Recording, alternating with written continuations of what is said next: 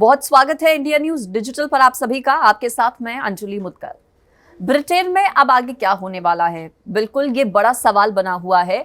Britain में ना सिर्फ बल्कि विश्व भर में, दुनिया भर में, चूंकि निगाहें अब इसी बात पर टिकी है कि ब्रिटेन में अब अगला कदम वहां पर क्या होगा, कौन आखिर अब नया प्रधानमंत्री होगा ब्रिटेन का। देखिए, लंबी जो भागदौड़ है, उठापटक है, वो चली है, ये किसी से छिपा नहीं है। जब चुनाव हुए थे वहां पर नंबर 1 नंबर 2 की लड़ाई लगातार जारी थी। कई सारे बैठकें हुई, कई सारे जो चुनावी घटनाक्रम हैं वो हुए, और उसके बाद करीब 55 दिन तक ये सब पूरा चला था। और 55 दिन की लंबी भागादौड़ और रेस के बाद वहां पर बतौर प्रधानमंत्री जो है वो शपथ ली गई थी लिज ट्रस की तरफ से, क्योंकि वो पहले नंबर पर रही थी चुनावों में।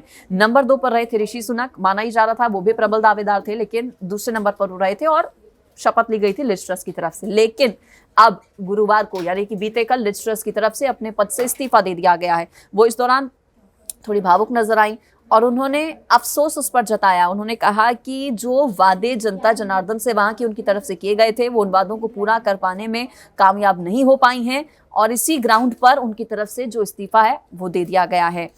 अब सवाल ये है कि वहां पर अगला प्रधानमंत्री कौन होगा। क्या ऋषि सुनक को ये बड़ा महत्वपूर्ण पद मिलेगा? क्योंकि देखिए, भारतीय मूल के निवासी हैं ऋषि सुनक। अगर वाकई में ऐसा होता है तो ये भारत के लिहाज से भी एक बहुत बड़ी खबर हो जाएगी और इस्तीफा देना लिज ट्रस का एक गोल्डन चांस के तौर पर देखा जा रहा है ऋषि सुनक के लिए भी। इसके अलावा दूसरी ओर जो एक और अहम दावेदार हैं वो बोरिस जॉनसन भी माने जा रहे हैं, जो कि पहले ब्रिटेन के प्रधानमंत्री रहे हैं लिज ट्रस से पहले।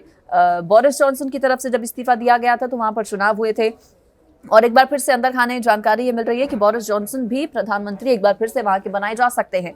और चुनाव, लेकिन ये है जानकारी कि वहां पर अब नहीं कराए जाएंगे। आपसी सहमति से, अंडरस्टैंडिंग से, बातचीत के जरिए ही जो अगला प्रधानमंत्री है वो बनाया जाएगा। आपको बता दें, फिलहाल जो मौजूदा दौर है वो आर्थिक मंदी का है। ब्रिटेन में आर्थिक मंदी के दौर से ब्रिटेन गुजर रहा है। ऐसे में ये साफ है कि चुनौतियां वहां पर सरकार के सामने, सत्ता के सामने बहुत ज्यादा हैं और यही वजह रही कि लिज ट्रस की तरफ से जो वादे किए गए थे चुनावों के दौरान, इस बात का जिक्र उन्होंने खुद किया जब वो अपना इस्तीफा दे रही थी कि उन्होंने कई तरह के वादे किए थे जनता से। उन्होंने कहा था कि महंगाई के दौर से जनता जनार्दन को वो निकालेंगी, जो ईंधन के दाम है उनमें कटौती होगी, ईंधन को लेकर उन्होंने जो वादे किए थे, टैक्स को लेकर जो वादे किए थे, अपने सभी वादे जो उन्होंने किए थे वो पूरा नहीं कर पाई हैं। महज 45 दिन में ही इस्तीफा देना पड़ा है लिज ट्रस को और इसके पीछे की और भी कई अलग अलग अन्य वजहें सामने आ रही हैं। एक बिखराव भी पार्टी में रहा है, ये भी इसके पीछे का कारण है। चूंकि हमने देखा है पहले जैसे बोरिस जॉनसन के वक्त हुआ था, कैबिनेट में जो मंत्री थे उनकी तरफ से एक एक कर कैसे इस्तीफे दिए गए थे।